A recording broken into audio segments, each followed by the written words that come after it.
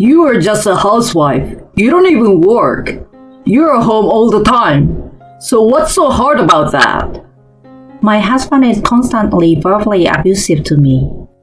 I want to end my relationship with my outwardly good-looking husband. One day, I went to an elementary school presentation with him, and it was my daughter's turn. I spent a day secretly investing my father on his working days to find out how he spends his time. My dear husband, my daughter knows everything about you, even if you don't tell her. I'm Thelma, a stay-at-home mom. I worked as a flight attendant for a major airline until our daughter Jackie was born. My husband Zach was an upperclassman when we were still in high school. I even wished I could connect with him by praying in a church. When we got on a committee together, it felt like I was on the top of the world. Once we were able to talk a little, I was thrilled every day. But the day came when the school term changed and the committee came to an end. After that, there were no more opportunities for conversation.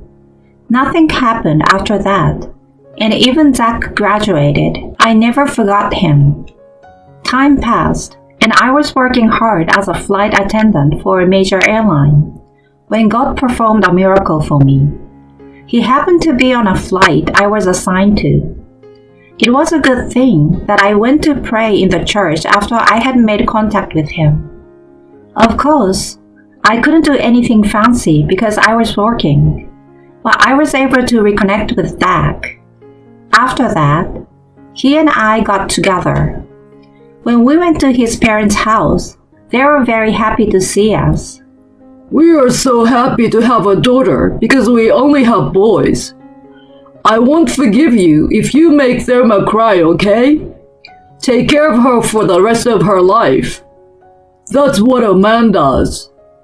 I couldn't help but smile at how manly and kind he was. Things have been going well ever since. We bought a new house in a condo and were blessed with a beautiful daughter. The relationship with my in-laws had been completely smooth. And so, the three of us lived happily ever after. The end. It would have been great if that was the end of the story.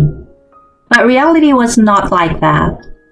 When my daughter was in the 4th grade, I started having trouble sleeping at night, and I had a mental breakdown. My husband has a job that requires him to travel frequently. My parents' home and his parents' home are far away. I had no one nearby to turn to in times of trouble. After 10 years of trying hard, I have finally reached my limit. I used to be a perfectionist by nature. It was my fault. As a result of being too hard on myself, my mind and body broke down. My husband's attitude toward me became cold when I couldn't do my housework properly and kept crying. As a housewife, you just stay at home all the time without doing any work. What the hell is wrong with you? My mother came to my house to help me recover from my illness.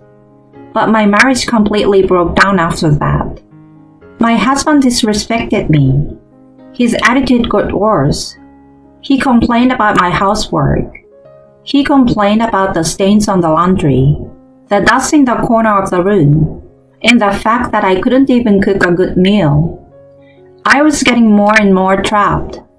But once we stepped out of the house, my husband's attitude changed completely, and he became the nice husband who puts his family first, even in front of our daughter.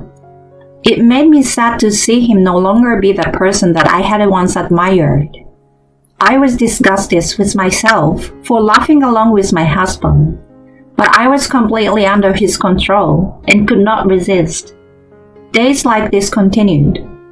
One day, I noticed something about my husband. While my husband was in the bathroom, I happened to see a pop-up notification on his phone. There was a message with the name of a woman I didn't know, and there was a heart emoji in it. I was shocked, but I was also prepared for the day when this would happen in our current relationship. Still, there was nothing I could do. I didn't want to cause any trouble at home, and I felt sorry for my child if we divorced. These feelings are not lies. But even so, I didn't even have the courage to face my husband.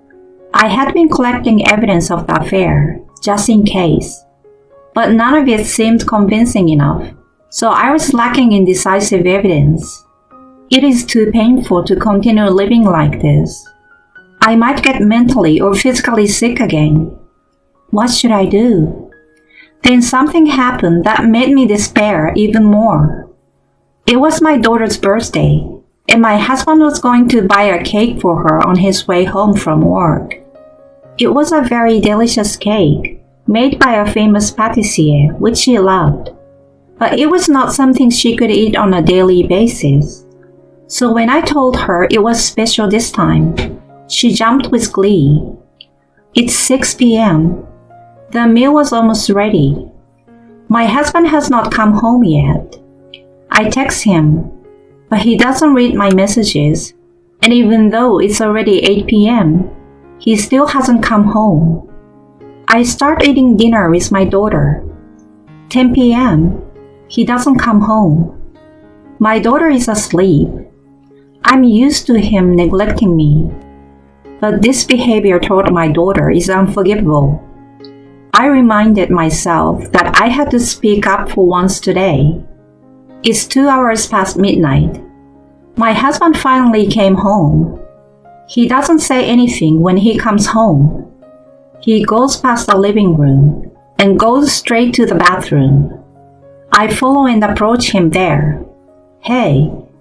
Oh, I didn't know you were up. Hey, it's Jackie's birthday. What did you do with the cake? I'm tearing up as I speak. Oh, I forgot. Of course I was working, right? I'm tired. Give me a break, okay? Not one word of apology. It's easy to guess that he was with someone instead of working. His family doesn't matter to him anymore. I went to my bedroom in tears, thinking that I would not be able to question him even if I talked more. In bed, I bit my lip and cried, trying desperately to keep my voice down. I had no hope for the future in my life. I had given up on everything. And yet, the seasons change. Summer vacation was over. One day, it was the day of my daughter's presentation of her summer research. She told my husband and me every day that she was going to make an outstanding presentation and that we should definitely come. On the day of the presentation, my husband was ready to go. He ignored the birthday cake, but it was obvious that he wanted to show the parents and teacher at school that he was a family man. Oh, it's Jackie's parents. What a wonderful family you have. My husband was happy to hear this from the other parents. No. My daughter wanted me to come. This is no big deal. I give a rueful fake smile. We are actually just masquerading as a happy married couple. I am tempted to go around saying that. We enter the classroom, and soon after, the presentations begin. Jackie's classmates had their own research topics. Some brought dioramas to show off, while others presented the result of their research on electricity, plants, and environmental issues. As expected of sixth graders, they were very well prepared. As I was watching, Jackie went in front of the blackboard. She stood in front of the blackboard, took a deep breath, and began her presentation. I could feel some nervousness in her voice. My summer research is about my dad. Oh wow, you're so loved by your daughter. The parents next to me said that to my husband. Well, she's kind of like her daddy's girl. He shows a bashful expression. Jackie continues her presentation. My dad is a very handsome man. He was certainly the man of my dreams, and he is very good looking. Only on the outside though. He is a salesman for a pharmaceutical company. He often comes home after midnight. Even though he is busy, he always comes to work looking sharp and cool like today. During the summer vacation, I try to find out if my father is really busy with his work and what he does every day. Jackie's presentation was getting a little weird. After finishing the introduction, Jackie operated the computer connected to the projector and moved the presentation material to the screen in front of the blackboard. I followed my father closely to find out how he spends his working day. He wakes up at 7 a.m., eats breakfast prepared by my mother, goes to work at 8 a.m., and arrives at the office at 9 a.m. At 9:30, he goes out for his rounds. He is always accompanied by a female employee. Around 10 a.m., he goes to a cafe far from the office and makes out with this woman. The classroom is abuzz. My husband is flustered, but I don't know what she means. What kids say, really? I don't know what she is talking about. he's frantically trying to calm down the situation in the classroom. At 12, they move to a restaurant to have lunch together. And after lunch, they flirt again. Then at around 2 p.m., they visit the client's company and finally get to work. After the visit, he meets up with a woman again at around 3:30 p.m. and they go to a hotel. They stay at the hotel for about 2 hours, return to the office around 5 p.m. and leaves work at 6 p.m. Then they have dinner at a restaurant while flirting around. Wait. Jackie, what are you talking about? Hey, ma'am, you have to stop this right now. What the hell is a teacher doing? My husband is still trying to keep his cool, but he's sweating profusely. He's panicking so much that he's looking pale. Jackie's teacher, Miss Burns, says quietly, "I'm sorry, please be quiet." She seems a little on edge. Let's go back in time. It was the day before the presentation. Jackie asked me to come into her room, and then she apologized.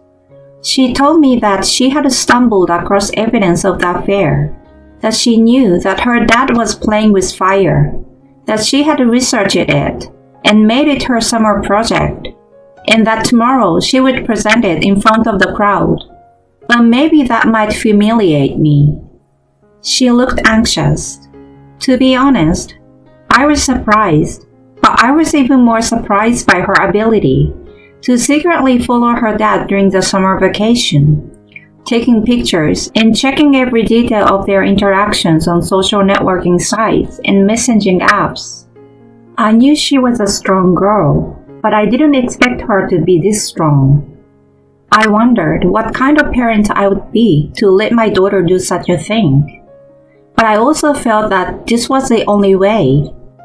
My husband is a proud, self-conceited man, and I felt that he would wriggle his way out no matter what evidence I had, and I didn't have the confidence to go toe-to-toe with him. But with this, if I could get him in front of a room full of people, he would have to admit guilt. I apologized to my daughter and asked her to go through with the presentation. Don't worry about whether or not I will be embarrassed. I'm sorry. I know that was hard. Thank you, Jackie. I hugged her and cried. Jackie looked at me and said, "I love you, Mommy. I can never forgive Dad for cheating on you. I'm sorry I scared you, but I will protect you. And it wasn't hard. It was fun being a detective. Tomorrow, we're gonna get to the bottom of this." Seeing my daughter shedding tears as we talked, I could feel her feeling so painfully, but she's really strong and dependable.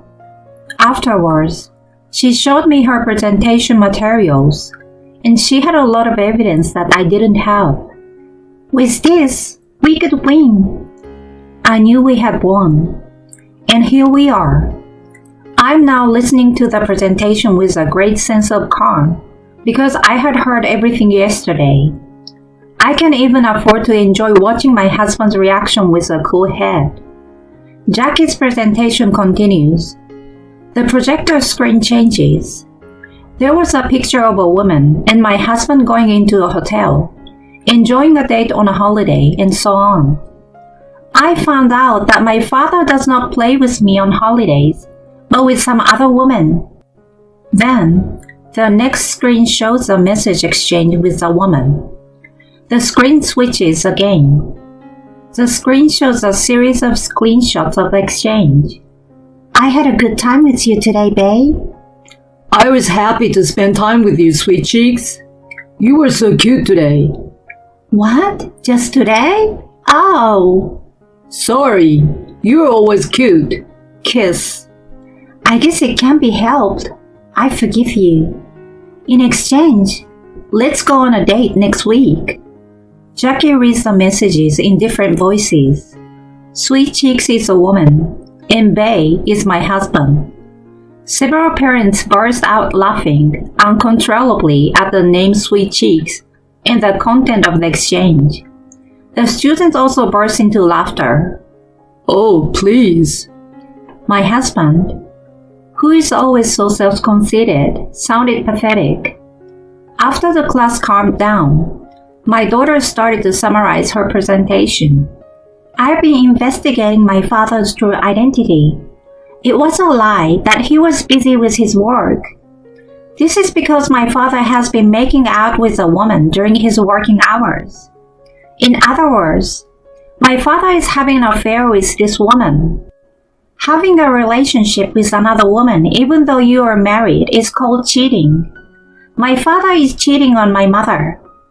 I have learned that my father is lousy father, husband, and member of society. These are the result of my research. She concluded with a smile. The classroom erupted in applause, and everyone in the room looked at my husband coldly. My husband sank to the cold floor of the classroom and was silent. He could not say anything back.